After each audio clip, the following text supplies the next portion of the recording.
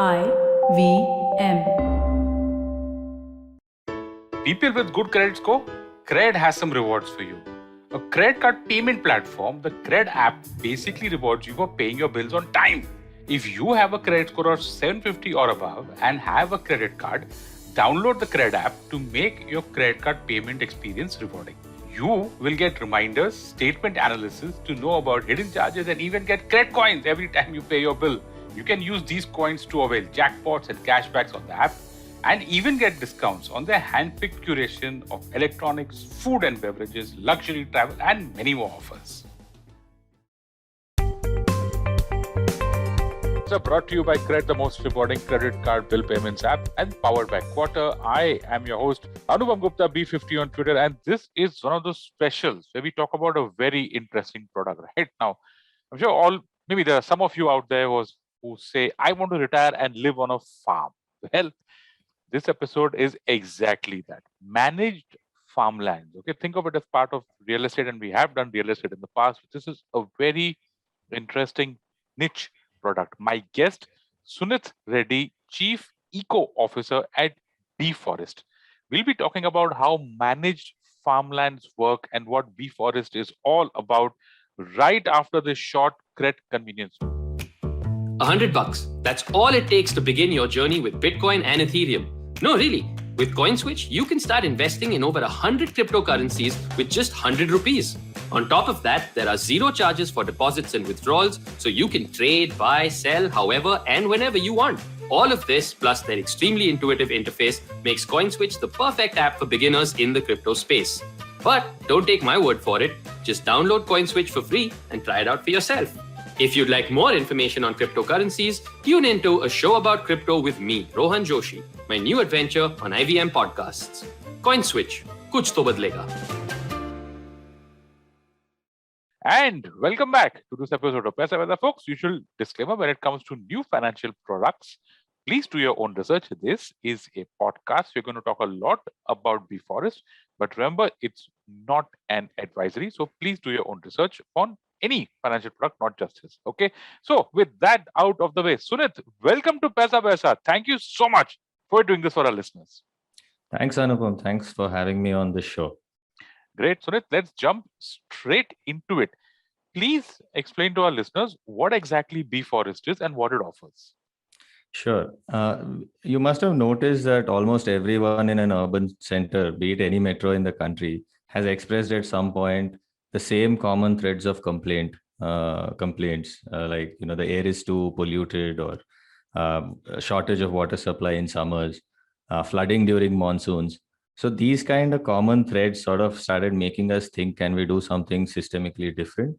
And to do that, we knew we had to go beyond the capacity of one person. So we are trying to play enablers to the people who want to solve these problems. So in general, we see that there is a large circle of concern about these problems, but usual tendency is that we wait for someone else to solve them.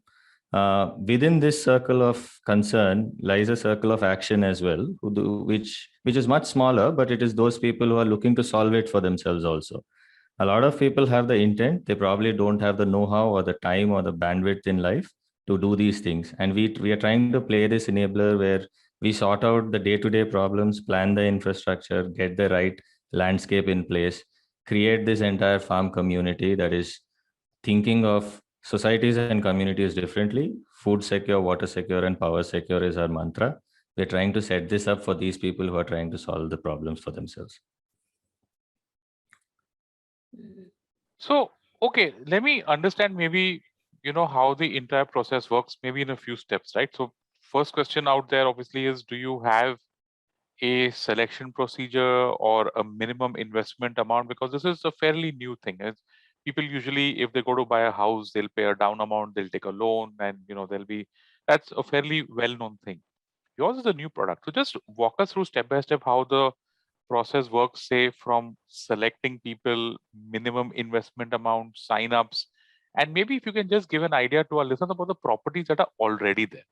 Sure. I'll start with how a member walks in, comes on board. See, typically each member in a collective is essentially buying a share in a large landscape. And this landscape is usually about 100 acres or more. And we do all the planning.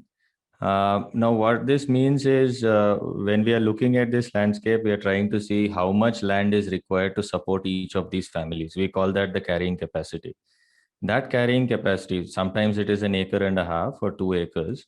That carrying capacity will determine the ticket size of investment for a member coming in.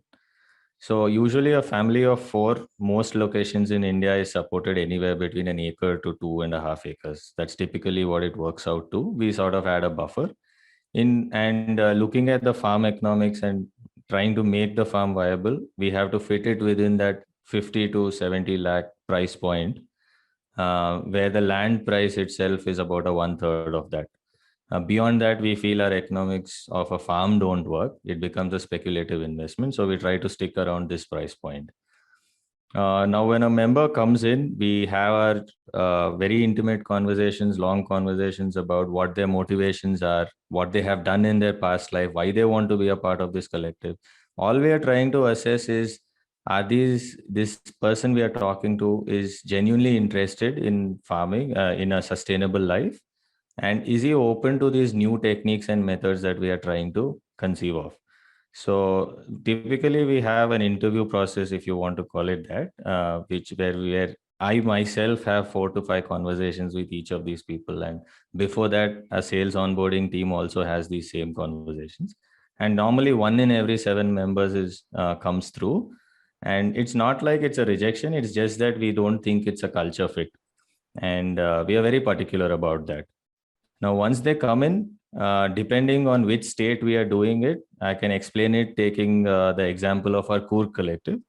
In Karnataka, the most ideal structure that we set about is a limited liability partnership, where each community member is trying to buy into a proportional share of that partnership for the LLP. And when they contribute capital, they're contributing into that LLP account itself. So it's a very transparent process. They know where the money is being used. And the bylaws after that, which govern the community itself, everything that we had agreed to in spirit is put down in words as the bylaws of the LLP. So that sort of captures everything in words. That's the typical process. Okay. How many properties do you have as of now? You said you've got one in Coorg. I think you've got one in Bombay. What's it like? Our first one was in Coorg. The second one's in Hyderabad. We have just about started the process in Bombay and in Chikmagalur. In Bombay, we are slightly ahead in the sense we've identified the piece of land where we want to work with, and we are waiting for that initial group of community members whom we call the seed community. I'll take a minute to explain what this seed community means. These are members who are buying into the idea, where they are coming in when we ourselves have not necessarily identified the land itself, but we have a thought process. Like, especially in Bombay, for example, we wanted to do a collective within a 2-hour driving distance from the city. And that's the idea. And now the people who are coming in at this point and signing on to the collective, those are the seed community members. And so that's where we are in Bombay. In the very early stages, we are waiting for the seed community to be done. Okay. In Coorg, we are done with the landscape planning. Our diversification process of the farm is through. Most of the collective is subscribed. Hyderabad, the phase 1 is done. We have just started in phase 2. I think half of it has been subscribed now. So that's where we are. Cumulatively, we are spanning about 1,000 acres plus right now.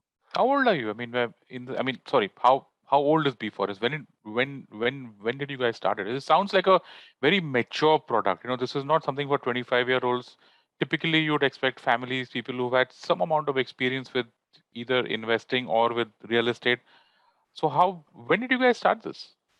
We started in 2018, but the idea itself has fine-tuned through many years of iterations and trials over several farms and what works, what doesn't work. Like most people, even I was a hobby farmer. So my experiments, my learnings, my interactions with other like-minded folks, this constant urge to create that sweet spot of ecological and economic viability, eventually many iterations later has become this farming collective model. Although the company was formed in 2018, I think the seeds were sown much earlier. Man, ecological and economical. You think that's possible? I mean, It is possible, because what I've always wondered is, food being one of the most fundamental commodities. How can that production of that be unviable, perceived as unviable? And I've at least spoken to at least 500 different farmers through the early stages of our journey, where I was just surprised at the level of disappointment and fatigue, so to say, that's been coming into that segment. And me coming from a financial services world, I mean, my thinking normally goes very quantitative in nature. So started looking at the numbers, and what I realized, interestingly, is it's very similar to a portfolio investment where you really have to diversify yourself, diversify the stocks you're buying into, the times of exit that you take. I don't get that, Sunith. I mean, you were in the market, wherever you were, you're probably in investment banking or in stock markets. Did you just wake up one fine day and say, "Chalo, let's just"? I mean, this is a wild Well, idea, man. That's all I'm saying. You could have easily just started a startup or a platform or something of that sort. What made you go in this direction? Or did Well, you like I always view? mentioned, Yeah, no, I sorry. was a weekend farmer, and farming was Ah, always been has always been a part of my life. But the early seeds, I think, were a couple of incidents, most notably around the time when it was all over the news, where farmers were throwing the tomatoes on the road because it's not worth it to take it to a market, right? And tomato is like one of the most used commodities every day. It's there in sauces, curries, everywhere there's a tomato, right? So I started looking at that out of curiosity, and I realized that the price fluctuations were huge. And I was a high frequency trader. I used to run an algo trading company. So volatility is our forte. And that's when I started noticing those numbers and realized that had this tomato farmer sold, instead of selling 100 things on one day, had he sold one item every day, now that would have brought him into the profitability zone, which is the 10 or 12 rupees in a kilo. okay. But Okay. now, Go. it's Go. a, but tomato being a perishable commodity, it's not as simple as that, right? So that's when I started reading about how do I make sure I get tomato through the year and not in one season. Then I realized there's this annuals and perennials, and I just got deeper and deeper, met more people. Okay. Coincidentally, we started experimenting on a large farm also, and they were kind enough people who said, "We'll buy the farm, but you try your experiments on it." Sure. And the 1 year that followed and the transformation we saw, how quickly it got to viability, that sort of gave us the idea of Beforest, and that this idea had to spread. Sunit, I find this really interesting. You've got this deep financial background, algo trading, you know how prices move. And yet, you yourself have gone on the record to state that you don't want financial investors as part of a collective. People who do this just for the yield, they'll probably see some opportunity out there and they just feel that, okay, this might give a yield, so let me just go in this for the ROI. And you don't really want that. And I find that interesting, right? Because you said 1 out of 7 actually makes it to Hmm. be part of the collective. And like you said, it's not just a rejection. It's not a rejection. It's more of you want people on the same wavelength. Let's talk a little bit about this thing about not wanting people who are in it for return on capital or return on investment. Yeah, that's the important part. I said we don't want only financial investors, which is basically people who are looking to speculatively invest in land. So we wanted to create real value there, and not just a valuation around that piece of land. And that's why we try to focus on investment around 4 different axes, which is financial is one of them, social, natural, and inspiration.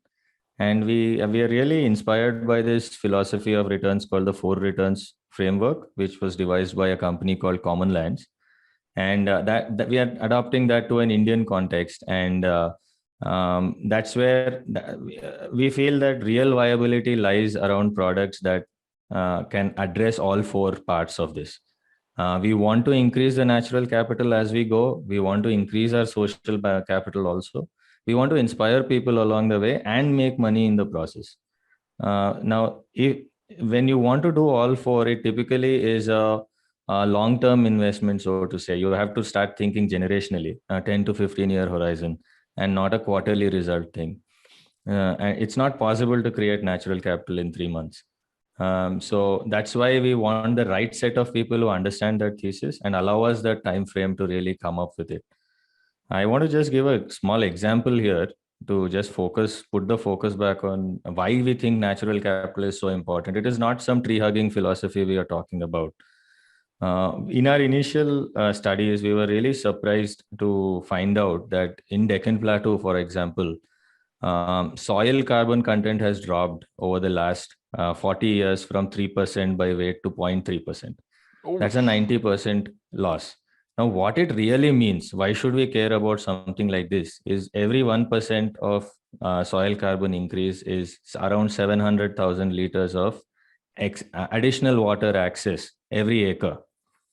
Now, that is where the difference comes in a country like India, especially in farming, where you get all your rains in those 3 months. You want your soil to hold on to it, right?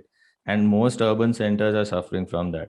So if we can create this natural capital over time, naturally the financial return will follow also, because your land will be highly priced, because this is one place that has enough water, enough food going on. And those are the parameters you would judge farmland on. So similarly, if you look at social capital also, you will realize that what is a big problem in land is having your neighbors secure, having people believe that this is a good thing to exist in that ecosystem. You can't just paradrop into a village and own a lot of land, having no relationship with your neighbors. Now, because of that security issue itself, a lot of people don't even look at the farmland segment. Now, if you create this social capital in the area where there's a lot of goodwill around you, there's a common drive to solve some problems, it becomes a lot more easier. And that's what we are trying to create. So you want people who understand this philosophy, or at least are open to it. Now, we can't say that we have cracked the game, but we believe that 50 motivated people together with us, I think we can do it. This is our best shot to do it. Man, I want an entire episode just on the philosophy, man, because I see a lot of similarities in urban also, right? Because if you can see the way that we're destroying our urban environment, and you've got real estate rates going in some other way, but at some point of time they have to come together, I'm assuming. Yeah. Anyway. In fact, there's because you spoke about urban centers, right? If you take the example of Hyderabad, the city I grew up in, the water supply for the city used to come from a lake that is now part of the city as well, the Osman Sagar Lake. And soon the city became too big. It banked on a river that was a little bit away, which was the Manjira River. Now that is also too little. Now we are going to the Godavari. And I want people to start thinking, what next? Wow. What if that falls too low as well? What is the value? What's the point of putting 20,000, 30,000 per square feet value if you don't have water to drink in that building? Yeah. I mean, it's these things are going to come back to bite us all in the ass at some point of time. At least those of us staying in cities. Yeah, let's just move on. Farming, complicated topic, right? And it's the first time that we're actually talking about this on this podcast. There are issues like in states, of course, like agri, non-agri. Then there are ownership issues, titles, registration, etc., etc. How do you guys, because you're taking the responsibility of sorting all this out and coming to me as a prospective investor, right? I'm going by your word that this land is good. So talk to us about that for a while. Yeah, I mean, there are a few thumb rules that we follow, which sort of make the process a lot easier for us as well as the end user also. The number one rule that we like to do, we are comfortable with, is we don't try to aggregate land. We are not involved with buying lots of small pieces and putting them together, because that increases the number of failure points as well. So we like to take pieces that have already been acquired, have been with someone for at least a few years, and we place the responsibility of securing it with a boundary wall and all of those things on the guy who's selling it. That's like a thumb rule. But in addition to that, we follow a strict due diligence process where title flow is measured, secured, and checked. We have a written legal opinion on it. Make sure that there are no encumbrances or legal complaints on it. But in a country like India, I mean, you can only go that far. Like you might have a perfectly clean land on it, but that doesn't stop someone to play, to start messing around with you. And it's the onus is on you to really justify your title, right? And that's where I think Beforest plays a really good role, because we start as enablers. What are we doing? When you want to do the due diligence, we're making sure we have a legal team that's ready. When you, let's say, a neighbor puts a petition or complains that you're infringing on their piece of land, you have a team of surveyors who are ready, who make sure that it's all cleared up. So this common speciality that we are creating, this common set of resources, it's not possible at an individual level. Only when you have this kind of scale can you really do that. In addition to that, collectives is bringing together 50-60 people to come on board to a single cause, right? So you need a right structure in place also. Otherwise, we'll end up like any other housing society where we'll keep debating about small things. So the right structure, again, we try to come up with something that sort of encapsulates the spirit in words and not just a good feeling, to the best possible extent. Now, this is also supported by us filtering out the people who believe in the idea as well. So it's not everyone who comes with a check comes through. And the most important thing is, in real estate space, we realized there's this phenomenon where you give a little bit of advance and you agree to pay over a length of time. And the more time you give, the variables start increasing. So we like to keep our transactions very atomic in nature. So there's no sale agreements and this kind of a business. When we give the money, we make sure the title flows to us. So that's a big part of our process also. This is also enabled because people are buying into the concept and not a fixed product, right? So when we go in for a collective saying we want to do a 100-acre collective, we are very clear with our members that the 100-acre collective really gets made when 60 members actually come on board. But if, let's say, 40 people come in, then it ends up being a 75-acre collective or 60-acre, whatever is the size. And the people who are coming in are very upfront about it. So we are very upfront with them. So they're very clear. So it doesn't put the pressure on us to get the whole piece in place or anything like that. So it's easy to stick to these rules. Okay. Explain to me how this works, right? Because so Beforest doesn't buy this land, the collective buys the land, right? So there's no double sale out here. So I'm part of a collective. There are whatever 10, 20, 30, 40 people, and we are buying the 75-acre land, and the collective owns it as an LLP, right? Yes. Okay, understood. What is farming like? I have no idea. I remember when we were talking on this a couple of weeks ago, you said that you read a report somewhere. I think it's a government report, right? Which said that farming just doesn't make any money. So let's talk about that. It is. That is the general perception also. Like farming fundamentally is different from having a farmhouse. But if you talk to a real farmer, I don't think anybody is really happy with the returns they get, or anybody is making money at all. I think most people, sustenance farmers, are surviving because of subsidies. The real value addition is not happening. Farming is a natural process, end of the day, right? You can't time it to this percent. This is how much I get at this point in time. It's a natural process, and there's so many variables in play. And like any other segment where there are so many variables, the best you can do is diversification. And that's the trick of the game, that you have it. If you look at nature itself, it is diverse. You'll never find a field of carrot growing by itself. It is diverse. You'll find it along with many, many other things. And it is by design. And that's what we have to do. Just like how you buy a few stocks of across segments, it's the same thing. You want some annuals in there. You want some fruits, you want some grains. You try diversifying all of that across time and commodity also. And it's at the economics of the farm suddenly change. That's where we are. Now at Beforest, we are adding layers of sustainability over there to make it even more viable. And the first step is really bringing together 50 people. What that means is, it makes us landscape agnostic, to be honest. We don't mind working in a space that gets just 600 rainfall, which is our Hyderabad collective. And we are also in Coorg, which gets 6,000 rainfall. So that's 10 times more. Now, how can we do that? Because In Hyderabad, we are able to experiment with various water harvesting mechanisms and all that. As a single farmer, what would have costed me 1 crore ends up divided by 50, which is 2 lakhs a member, right? So it becomes experimental in nature. It's okay to get a few things wrong, and you're not knocked out with one bad blow, which is the case with a sustenance farmer today. On top of that, again, because we are doing it full time and we're doing it across collectives, we are trying to create a value added produce also. Value added produce is not just important in terms of price point, it sort of adds that shelf life to the produce itself. A tomato becomes a tomato sauce which sits on a shelf. So you can wait for that pricing and all. It doesn't have to be sold in 2 to 3 days. So that again, that's another layer of sustainability for us. So through these different layers that we are going on adding, it becomes a lot more viable. Otherwise, as a single farmer, I find it I personally, I would not believe a single farmer is being very successful about something. There might be a few good years. I've met many farmers who've had windfall years.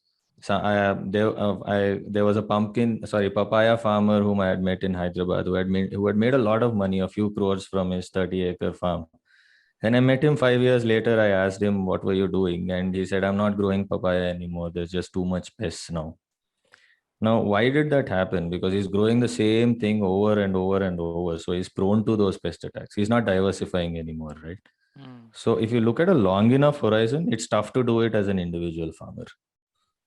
Amazing. I have a friend who's got, who again did this thing where he would go to his farmland over the weekend and tried a whole lot of stuff. And I was just talking to him a few months ago, and he was talking about last year, right? Last year, I think Bombay. So if I remember correctly, 2019 and 2020, Bombay and Maharashtra has seen record-breaking rain. I mean, Right. Bombay particularly used to be, I think, 3,000, 3,600 in the 4 months that we have out here, and we did 4,000 plus for both the years. And on the outskirts of Bombay, it's typically a little bit heavier. His stuff was wiped out. And he was telling me that he's probably gone back, I don't know, 5, 6, 7 years. I mean, does that happen? I mean, is that the extent of how wild these swings can be? It can be. I mean, if we have seen our journey of the last 3 years also has showed us the same thing. Like the first 2019 itself was extremely heavy rains for us across both Hyderabad and Coorg. And the next 2 years have been kind to us, 20 and 21. So I mean, that's what I'm talking about. I think the trick to farming is really you need that holding capacity. You need that ability to survive the bad year. But if you look at a long enough horizon, if you're planning 10, 12 years, that kind of a horizon, it's easily a 5 to 6% at least, and you can even aim for maybe a 10% financial return on it also. The natural capital is, of course, you keep adding that, it'll compare to any other asset class. Yeah, I was just thinking about this very unidimensional point of view that a lot of people, especially in the stock markets, have about agri income being taxed on. Right? Having this conversation makes me realize that agri income being tax free is actually it does make a big difference, right? Yes. It does, because not just agri income, even sale of agriculture land also does attract zero capital gains. So in that sense also, it's you have to look at appreciation in a very different viewpoint, right? Because you're not paying that slice away. And same thing goes for the regular operational income that you get as well. It is money in your bank, as there's no taxation on it. Of course, it's used in a lot of wrong ways as well, but we try to keep things clean on our side. It's diverse life, my man. You've gone from algo trading to this is interesting conversation. Folks, don't go anywhere. And the other side of this break, we're going to talk about how exactly collectives work and the other parts of Beforest. My guest, Sunith Reddy, Chief Eco Officer at Beforest. We'll be right back after this really short CRED convenience break. And folks, it's time for a listener's question. Someone who wants to track sectors in the stock markets. Hey Anupam, where can I track the quarterly numbers for a set of companies that I create? Like, say I want to track the telecom sector.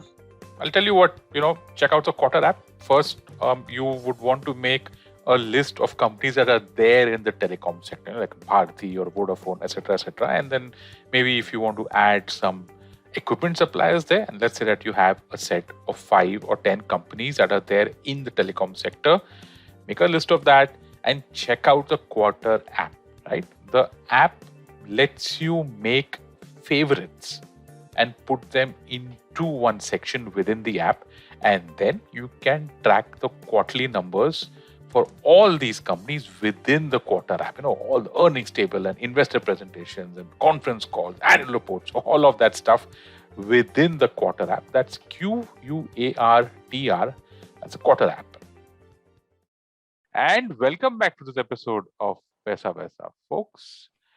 Really interesting conversation that we've not had so far on our podcast: agri, farming, land, stuff like that. So let's get into how your collectives work in detail, right? Let's say that I'm now part of your collective. I've bought into your idea. I'm in, right? Now, what next? Can I just wake up one fine day and say, I want to grow potato out here? Or can I say that, no, I don't want to grow anything. I actually want to stay with my family. Or I say that I want to convert this into a hotel. Just, explain what happens next to our listeners. Yeah, I mean, see, a collective quite literally means a group of people coming together to do something common, right? So the idea that I want to individually want to grow potatoes does not fly in a collective. So what we really do is we have these quarterly meetings where the inactive members are also joining us. There are obviously some members who are more active than the others, who are part of various committees. Like each collective would have a finance committee, they would have a management committee, and so on, who would sort of play the role of a representative to the rest of the people and present those views.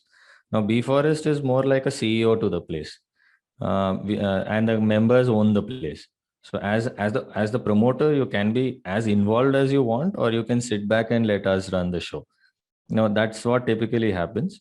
Now, within this larger landscape, we make a master plan, which sort of is the most viable thing for that place. And one of the components of the collective is a small area called a housing cluster, which is identified for homes or other buildings. And it's identified on various parameters that make it suitable for it. But the rest of the farm, when you're looking at it, there might be areas like next to a lake where you can grow a lot of grains, where there might be drier areas where you want to grow, say a custard apple or a lemon or something like that. So it's not possible for each person to say, I want to grow a mango tree in my piece of land. But they want that freedom. So what we do is, there are two things that are possible for a member to do in this case. One is, at their own, within the housing cluster, in their plot, they're free to experiment. They don't need a collective mandate to do it. At the same time, if they have ideas for a larger scale, and we are very clear that we are not the experts of everything, right? It's a collaborative process. So there might be members who know a lot more than us about something. So if they want to really promote that, like we had a member who wanted to do dryland rice farming. And so now you can't just do it anywhere. So we identify the area where it's most optimal, and we give him, like, say, a half acre or quarter acre, a small patch to experiment first. And we are very clear that it has to tick all the check boxes in our sustainability scorecard. And it also has to be coachable to the farm staff. And as long as it's that, we don't mind scaling it up. So ideas are welcome. We'll still vet the process. As a member, you have that. But the advantage of that is, as a member who's just bought 2 acres of land, you have the 100-acre canvas now to do all these experiments. And that's not possible as a single farmer. What if I want to stay there? We do have housing clusters also. That's a very important part of the collective process. One of the key things in a collective is we want people to be very participative in nature, right? We want them to think about this place also. And house is a very important angle in that, because once you have a house, you are invested in the place mentally as well. It's not just a fire and forget kind of a investment. So that's where houses come in. So people get to stay there. In fact, 1/3 of our members are actively looking to move there as soon as it's completed also. What if I want to convert it into, I don't know, an Airbnb or something? Oh, yes, we do. So, yeah, like I said, you want to diversify in commodities also, right? So, one of the diversification that we do is we add a hospitality angle also, where members are free to sign up their houses for in a common hospitality program. So, if it's a 50-member collective, you have 50 homes that are operating as a homestay, but they're all being managed as a single, you can call it a resort for lack of a better word, Mm. but it is a large homestay. So and it offers much better viability chances also with a 50 room inventory rather than 2 bedrooms on listed on Airbnb. That's interesting. So you're saying that people who are part of your collective can actually call over their friends, family over the weekend and have them stay there and just have a look and feel of the entire place. That's possible.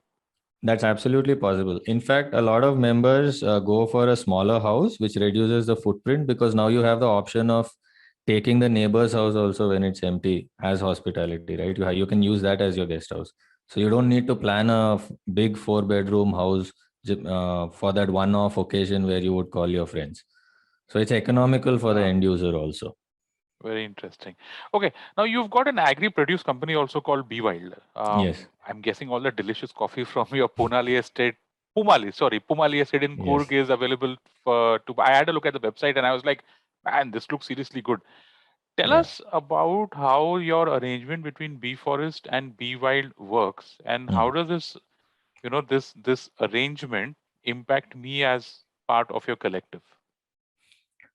See, as anyone running a farm, the most you can really do, the ultimate thing that you can do is have your own brand of produce. And that's the highest value addition that you can get. And at Pumale, the coffee that you're talking about, the same cherry can be sold in a market at say 60 rupees a kilo. That's what you would fetch if you sell it in bulk. Whereas we are building coffee that varies between, the final produce is somewhere between 1100 to 1700, depending on the variant. Wow, are you roll But that back? How wow, okay. but it does involve a lot of, roasting techniques, and, you're blending different beans and putting together the right varieties, packaging, marketing, and all of that. It takes effort, which is where Bee Forest comes in, and it doesn't depend on each member to try and build a brand for themselves. So that's where it's a good value add for our end user also, that their farm has a eventual produce, a brand that's sitting on that a retail customer can consume. And the price multiplier, of course, gives you economic viability as well. But the big win for us because of that is, where a coffee estate is focusing on whether I'm doing 20 bags an acre or 40 bags an acre, and that constant pressure, where we are very comfortable doing our 4 to 5 bags an acre, focusing on the environment and the ecology of the place, because the value multiplier offsets all of that for us. And as the estate grows more diverse, more wildlife friendly, our brand becomes that much more valuable, as that coffee estate that's allowing the elephants to walk in, that's allowing the leopards to survive, and so on, right? And we back it with data also. We tell the story in the right way. Now, that's where Bewild really becomes very important for a bee forest collective to hit economic viability also. Um, Now, it also means that we are actually incentivized to make it more diverse ecologically, right? So we are putting a money value on it now. So that's how the Be Wild brand adds to the picture. The simple relationship between a collective and Bee Forest is, we've made it extremely simple for our end users. It's just whatever top line exists for that collective, 25% is Bee Forest as management fee, and 75% goes to the estate. All expenses that are incurred on the estate is paid for by the estate, which is the collective. All expenses incurred outside the estate is paid for by Bee Forest. So in that sense, we're making sure we are on the same side as the members. We are not buying from the collective and selling a brand. The brand belongs to all of us, and we are sitting on the same side of the table. So if I want to break away and say that I want to make my own B50, sorry for that. I mean, B50 coffee or something, would that be possible? Or is there some kind of a binding contract between me and Be Wild or something? No, it's even better. I mean, see, individually for you to make you, even if you have the time and bandwidth, it's a lot of effort to create a brand on your own, right? As an Obviously, yeah. individual. Yeah. So it's what we do is on our bewild coffee or any recipe that comes out of our estate, if it's a single member who's contributing to it, we tell that story on the packaging also. Wow. So we did this experiment of amla pickle as well, which one of our members had suggested, had told the recipe to us. And we actually wrote who it was, what the story is. We didn't reveal how it is made, of course, but we tell that this is an heirloom recipe that's been handed down through generations of the Patlola family and so on. What's it taste like? It's good. It tasted good, so we asked them to give it to us. And I think Sohail had reached out to me for the coffee. I might just consider his offer. My God, that sounds really good. Okay. Moving forward, Sunith, what if I want out? I've changed my mind. I don't know. So, Right. what if I want to sell my share? Is there any lock-in, penalty, charges, cost, anything of that sort? Oh, no. So the usual registration and stamp duty charges are there when you come in. It's not a Beforest charge, but most people who are coming in are looking at a long-term investment. They're not looking to get out. But of course, there have been exits, especially in a COVID time. There have been emergencies and things have changed now. So we have catered to some. It's like any other piece of any other property that you buy. You buy into it, you sell it. The LLP, the partnership is all paperwork that we are facilitating to get the right structure in place. The only rule we enforce is when you decide to exit, you make a first offer to the rest of the members. And they have the first right to refuse. And only when nobody has expressed interest in 1 month, that's when you can offer it to the rest of the world. So that's the only thing. And what typically happens is we are not building a complex with 2,000 people living in it, right? We're just talking about 50, 60 people. So it fills up really fast and the interest continues. So we have a wait list usually. So when someone wants to exit, it's a very easy process also, because there are people who are looking to participate. Because the difference in the collective and any other project or a farm plot project is very apparent to people. So that wait list makes it happen really fast also. Okay, just winding up the recording now, Sunith. What are your charges? As in, how does Beforest model work? And in your opinion, what kind of person is this ideal for? So Beforest charges, there is a margin in the initial membership itself and the 25% top line of the estate. Though that's that's the revenue model for Beforest. In return for that, we offer all the services, all the enabling, the platform, the brand, and everything for it. Now, who is it ideal for is one thing that we really look for is a person in whose life sustainability has manifested in some form or shape. People who have tried that. See, those who have an urge towards changing their lifestyle would have done it, whether Beforest is there in their life or not. So that is a critical point that we look for, that verifies that this person is interested. So that's typically who it's for. The second aspect is that it is a product where it's very difficult to get loans for purchase of agriculture land, right? So when you're buying a 50 to 70 lakh product, you are looking for a person who has that level of disposable income also.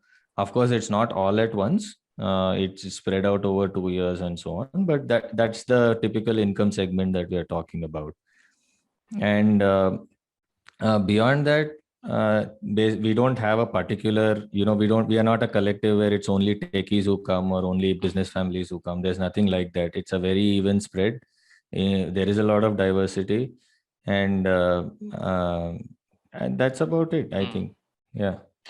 Where do you go from here, Sunith? I'm asking you this because, I'm an equities person, I'm a stock market person, and these days, how the market is doing, and especially the real estate sector, a lot of people are getting very, very bullish on it. Okay, so that's point number one. Point number two, as all of us, I'm sure you also would know that ESG is like this buzzword. I've done a couple of episodes on ESG, and that entire space seems to be exploding. Real estate, ESG. I think you guys are, I don't know, somewhere in the cross section of that. Where do you guys go from there? See, from the start, the collectives were really prototypes for us. Like I said, it enables us also to experiment. Things that we have thought of in theory, but practically do they really work? So we've tried this exercise where we've gone to a simple sustenance farmer and we have told him, why don't you give it 4 years to turn ecologically viable? That's when organic farming makes sense and all of that. But the guy who's depending on it for the next season will not believe your words. He wants to see something happening. So the collectives are really meant as an engine or a prototype. And what we hope is that once we have ironed out the process, once we have set up these 100 odd acres of landscapes that actually work, then we want to expand via others adopting these processes, and bewild being that that backbone, that supply chain where people can offload their produce, which is grown using this philosophy. On this, we give them the market access to do it as well. So it's already happening in places where we are a little mature, like Coorg and Hyderabad. We have been asked by our neighbors saying, why don't you do this for us also? But we are not there yet. We want to complete a full collective through its entire life cycle of branded produce hitting the stores and all of that. That's when we will explore that. At the same time, we've even received a lot of offers from large estate owners asking us to take over, especially in the coffee growing belt and the plantation areas, where the next generation is not really that much into farming. So this guy, a lot of people sitting on large land, large farms, not knowing what to do 10 years from now. The idea of a farming collective is very interesting for them. So we want to take those also into fold. 100 acres in one place is not going to change anything. It has to change at a landscape level, right? So, and I can't do it individually. It has to happen via others following these principles. And we are just the prototypes to do it. Very interesting. I have to ask you. I mean, I just, and I'm pretty sure that somewhere in your heart or somewhere in your mind, you're also a markets person. So you've been tracking what's going on. What do you think about this entire real estate and ESG thing? You think that's actually going somewhere? There's something out there? No, I've definitely always believed in ESG. But we have to start. I think right now what's happening really are first steps. I think as an industry, we need to really rethink about when we are talking sustainability, we have to go beyond, greenwashing things and think of large scale project, like a greenscape going beyond just solar panels. We have to really rethink, from fundamentals. Does centralized manufacturing really work anymore for that segment? Like, do you need to really transport your raw material across the country to this one factory where it's all put together, or can it be distributed? It's already happening, I think, in the manufacturing space to some extent. But we have to think about that. Can we especially in electronic equipments, we see that when a small part doesn't work, we don't replace that small part. We are talking about replacing either the entire screen or the entire laptop itself. Yeah. Now we have to go beyond that. We can't be sustainable when we are doing these things. So as a business itself, we have to rethink. As an industry, we have to start thinking differently. Very interesting. Last question: where can our listeners reach out to you, Sunith, if they want to know more? We have a website, http beforest.co, not .com, .co, and you can always email us on hello@beforest.co. So that's spelled BEFOREST, right? Yes, that's correct. There you go, folks. That is a wrap on this episode of Paisa Vaisa. My guest, Sunith Reddy, Chief Eco Officer, Beforest. Thank you so much, Sunith, for doing this for our listeners. Thank you. The pleasure is all mine. Yeah, and thanks well for reaching out. It was your effort that got this together. I love doing new concepts, new ideas, and Sunith, I wish you all the very best. Maybe next year you can come back and talk to us when a new collective is out or when the Bombay collective is up and ready, right? Yes, we'd love to have you visit it as well.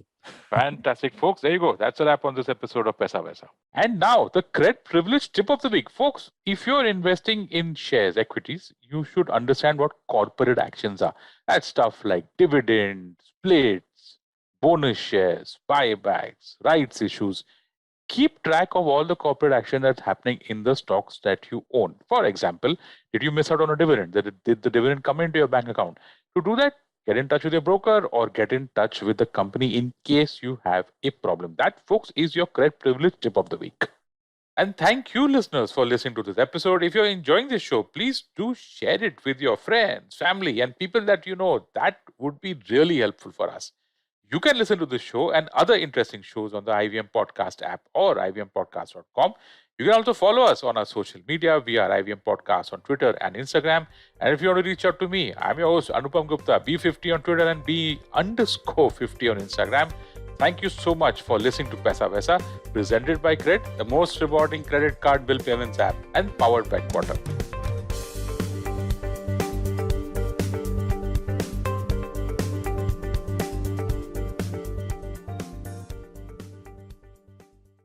No material on the show should be considered as financial advice. The material on the show is for informational purposes only. Please consult a financial advisor before taking any investment decision. IVM